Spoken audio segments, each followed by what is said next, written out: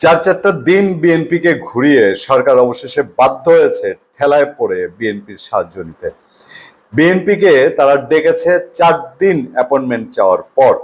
এখন বিএনপি এবং জামাতে ইসলামীকে দিয়ে বিএনপি জামাত এই সরকার অন্তর্বর্তীকালীন সরকার ডক্টর ইউনূস কি শেষ রক্ষা পেতে চান? কিন্তু ওই যে নিউ ইয়র্ক টাইমস কি বলে দিয়েছে, তারা বলেছে এই সরকার ধীরে সুস্থে সময় নিয়ে একটা নির্বাচন দিতে চায়, বিচার মানি তালগাছ আমার।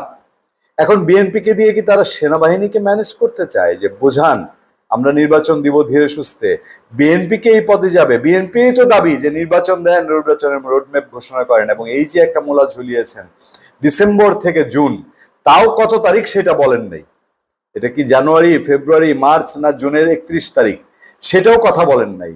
সেনাবাহিনী যেখানে বলে দিয়েছে নো করিডোর, ফরিডোর হবে না, বন্দর দেয়া যাবে না, নির্বাচন হতে হবে ডিসেম্বরের মধ্যে, না হলে কিন্তু জানুয়ারির 1 তারিখে খবর আছে। থাকতে পারবেন ডক্টর ইউনূস, বুঝে গেছেন না যে এইভাবে চালানো যায় না?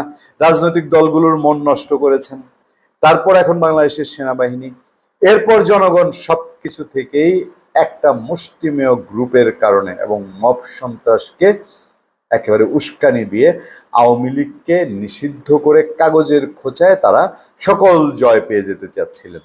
এখন এই বিচার মানি তালগাছ আমার দিন কি আর আছে?